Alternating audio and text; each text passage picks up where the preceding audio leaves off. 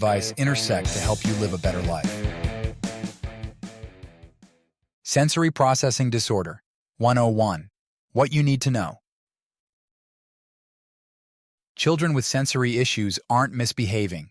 They're having difficulty organizing the information from their senses and using it to function properly. Lindsay Beal.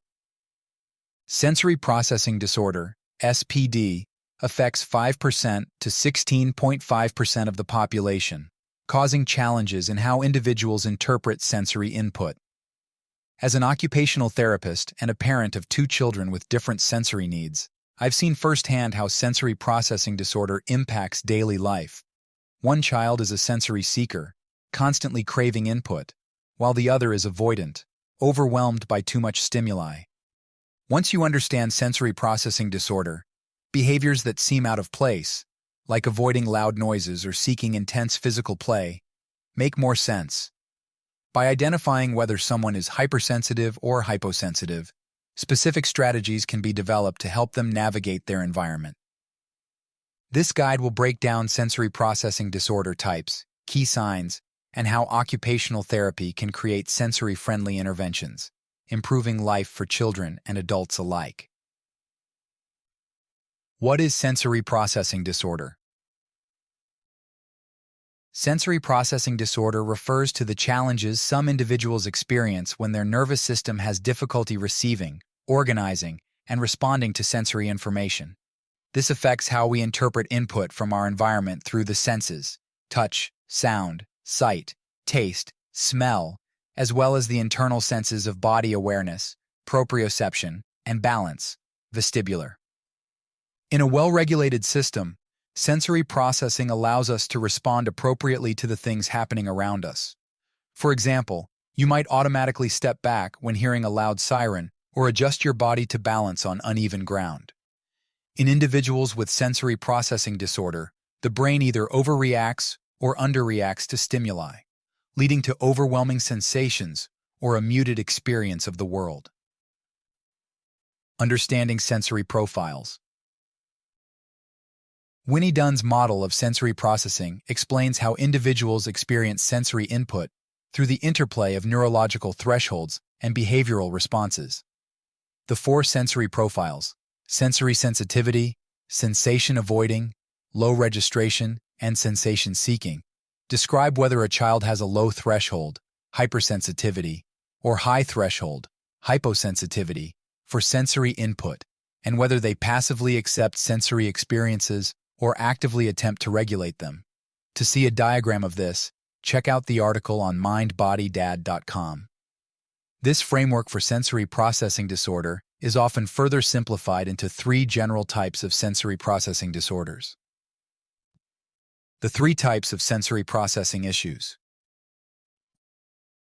Recognizing sensory processing disorders can be challenging, as its symptoms often overlap with other conditions like ADHD and anxiety. It's important to look for specific behaviors that suggest a child's sensory system is affecting their everyday functioning.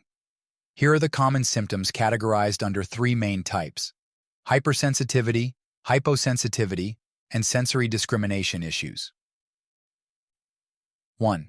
Hypersensitivity, sensory avoidance. Overreaction to sensory input, intense reactions to stimuli such as covering ears in response to loud sounds like sirens, vacuums, or crowded environments. Gagging on certain food textures such as mushy or slimy foods and showing extreme food aversions. Becoming distressed by light touch or specific fabrics, preferring soft, seamless, or tagless clothing. Avoiding bright lights, frequently squinting or covering eyes in well-lit environments. Refusing to walk barefoot on certain surfaces, such as grass, sand, or rough textures. Crying or becoming upset during grooming activities, like hair brushing, nail cutting, or teeth cleaning. Shrinking away from hugs or touch, even from familiar people, when feeling overwhelmed by sensation. Becoming easily startled or anxious, especially in chaotic or unpredictable environments.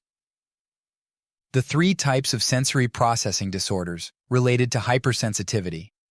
Sensory modulation disorder, difficulty regulating sensory input, leading to overwhelming reactions. Tactile processing disorder, specific sensitivity to touch, textures, and clothing. And auditory processing disorder, heightened sensitivity to sound, making loud noises distressing. 2. Hyposensitivity, sensory seeking. Underreaction to sensory input, reduced awareness of sensory stimuli, leading to seeking out strong sensory experiences, such as rough play or loud sounds, chewing on objects or clothes, spinning or jumping excessively, crashing into furniture or people, intentionally seeking physical impact, constantly touching objects, surfaces, or textures, ignoring or showing little response to pain, temperature changes, or other typically uncomfortable sensations. Difficulty staying still, frequently moving or fidgeting to stimulate their sensory system. Increased desire for fast, erratic movement, like running, bouncing, or swinging at high speeds. Check out these 19 therapeutic activities for sensory-seeking kids for specific ideas. The 2 types of sensory processing disorders related to hyposensitivity. Sensory-seeking disorder, craving more intense sensory input through activities like swinging or roughhousing, and sensory modulation disorder, difficulty managing the amount of sensory information, leading to impulsive seeking behavior. 3. Sensory discrimination issues. Motor coordination problems. Challenges with both fine and gross motor skills, including clumsiness or difficulty with physical activities, sports, dancing. Trouble with tasks requiring fine motor skills, such as holding a pencil properly, cutting with scissors, buttoning or zipping clothing. Balance and proprioception. Difficulties. Issues with spatial awareness, leading to awkward or slow movements. Difficulty navigating through spaces without bumping into objects. Types of sensory processing disorders related to sensory discrimination issues. Sensory discrimination disorder. Difficulty interpreting and differentiating between different sensory inputs, leading to challenges in body awareness and coordination. And sensory-based motor disorder. Issues related to movement and coordination, stemming from sensory processing difficulties. Diagnosing sensory processing disorder. Diagnosing sensory processing disorder involves a thorough evaluation led by an occupational therapist with advanced training in sensory processing. While sensory processing disorder is not yet recognized in the DSM-5, professionals can identify it by connecting sensory challenges to difficulties in daily functioning at home or school. The process typically begins with screening, where parents may be asked to complete checklists and provide developmental histories. Observations from teachers, doctors, or therapists play a key role in this initial stage as well. If further assessment is warranted, a comprehensive evaluation is conducted to examine sensory integration issues more closely. This may involve clinical observations in real-life settings to identify how sensory challenges affect participation in daily activities. Often, a multidisciplinary team, including specialists in speech, psychology, or medicine, may be involved to rule out other conditions like ADHD or autism that can co-occur with sensory processing disorder. Early diagnosis is important, as intervention in younger children is more effective due to the brain's adaptability or plasticity, helping prevent secondary issues such as social difficulties or low self-esteem from developing later in life. How occupational therapy can help.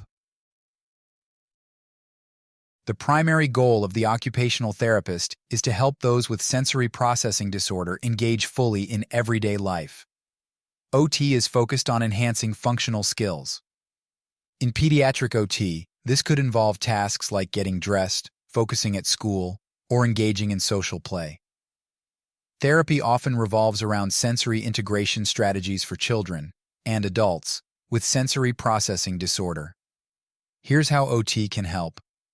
Sensory integration therapy. This is a core approach we use, focusing on providing sensory input in a structured and repetitive way. The idea is to help the brain learn how to process and respond to stimuli more effectively.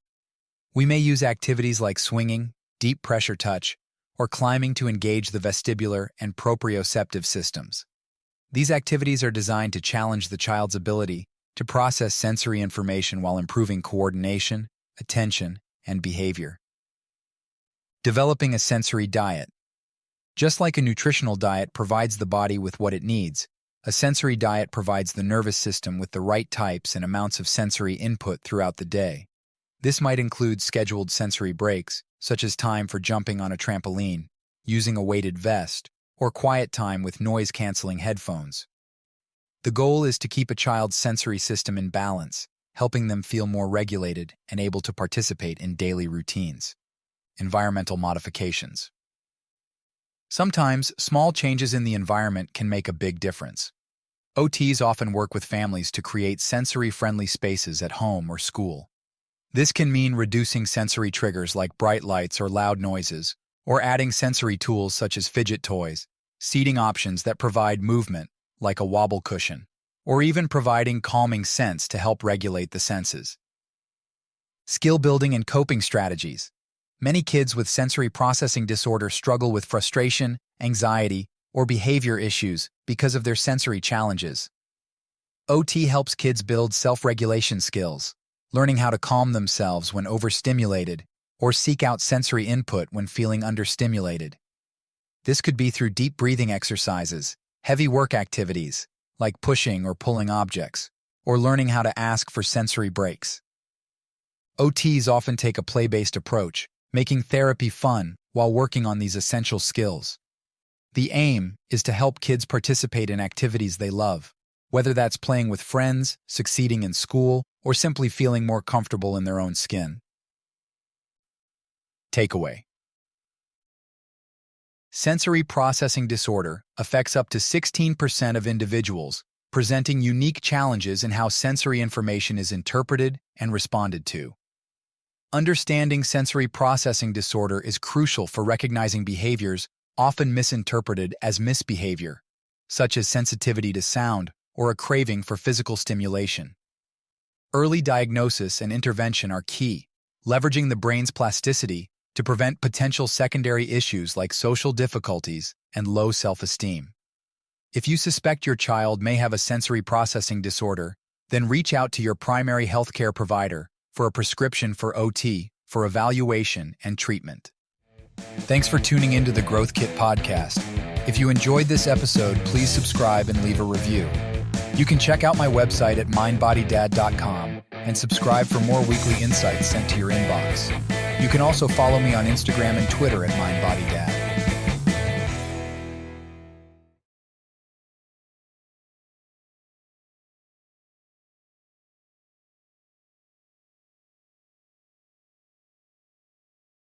Many of the links I share are affiliate links, which means I earn a small commission if you purchase through them. This doesn't affect the price you pay, but it helps support the podcast. In some cases, I may even be able to provide unique discounts for you. I only recommend products and resources that I genuinely believe in and use myself. My top priority is to provide practical ways to help you live better, and I wouldn't link to anything that doesn't align with that goal. Thanks for your support.